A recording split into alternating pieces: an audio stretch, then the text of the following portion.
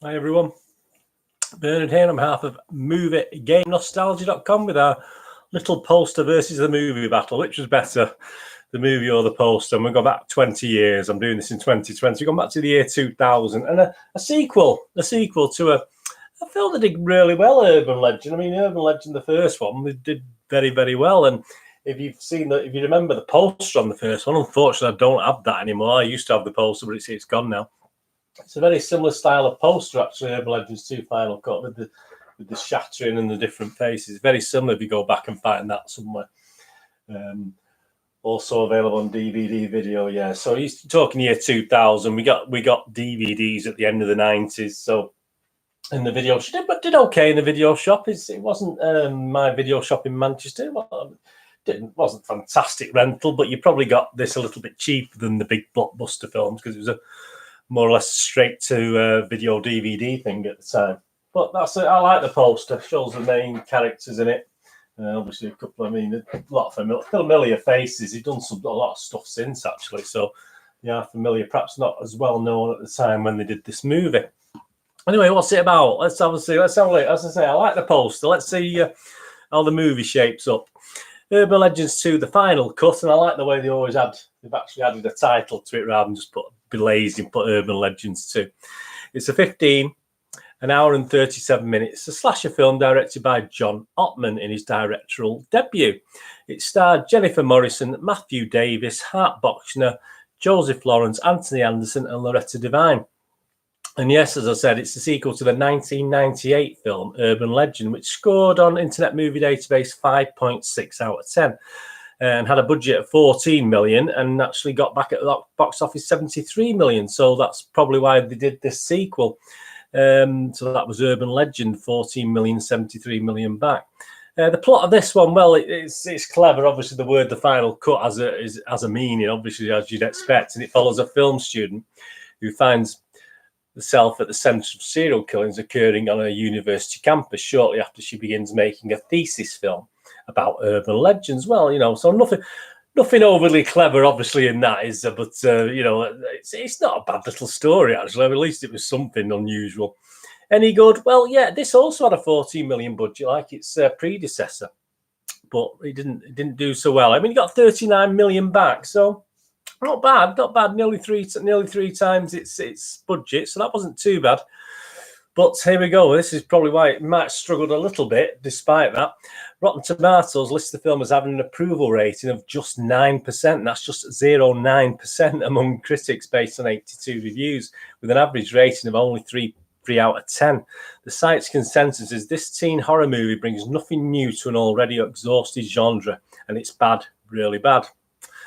Metascore rating, the Metacritic rating, 3.5 out of 10, and anywhere between 2. But it does get a 7 out of 10. So there are some critics did actually like it and give it a 7 out of 10.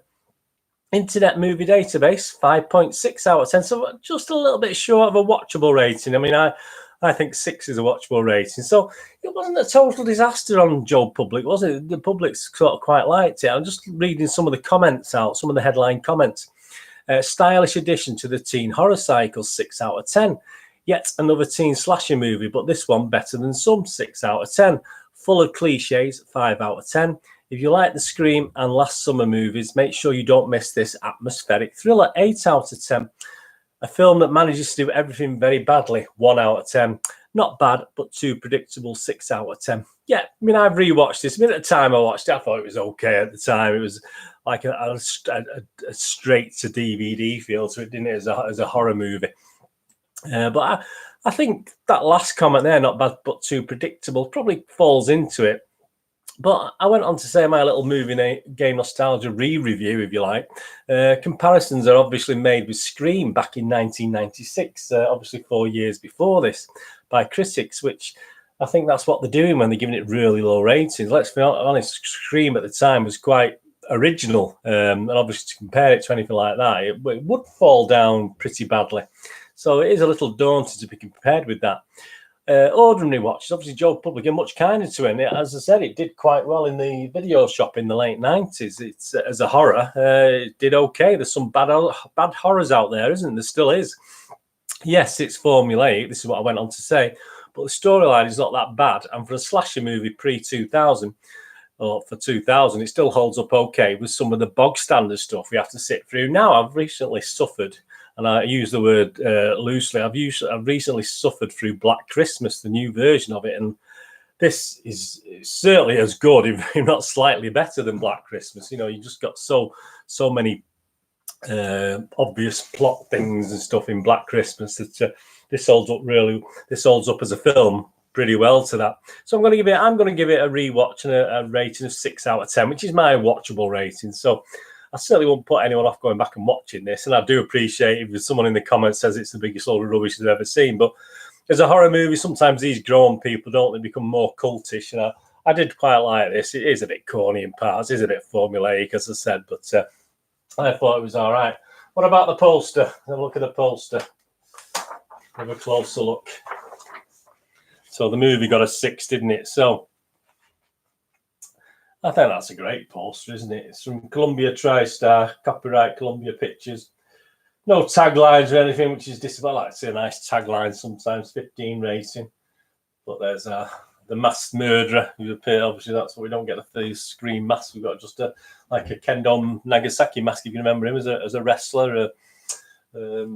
Obviously, his sort of mask. But I like that. The poster's good, isn't it? I think that's a good poster.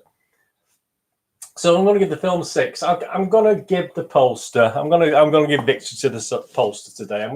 I'm going to give the poster a very healthy 6.5. So, film versus a poster. Urban Legends 2, the final cut. Yeah, I'm going to give the poster victory today. So, do you agree with me or not? Just let me know in the comments below. Or please follow me on Twitter at nostalgia_movie. You can let me know on there, or on Facebook at Bernardine with links to moviegamenostalgia.com, where this poster is very limited availability. It's only 1 or 2. I think there's a couple of these left only now. So if you did like the poster, I'd say I'll be going the way of Urban Legends, which I've sold out of, unfortunately. So please, posters, rare DVDs and board games on moviegamenostalgia.com. If you have a look on there, absolutely fantastic and much appreciated. Thanks for joining me today. If you agree with the result, the poster wins again. I think the poster's winning more of them. I'm sure we'll find some better films and the films will start pulling back. But at the moment, the posters are just about winning. Anyway, thanks for watching today. Thanks for spending this last few minutes with me. What we're going to do the rest of the day. Have a good one. Don't forget to subscribe, push the bell notifications, thumbs up. Fantastic. Look after yourself. Look after your friends. And more importantly, look after your family. Hopefully, I'll see you all again for something, a little movie special or a little poster special in the very near future. Thanks for joining me today. All the best. Bye-bye.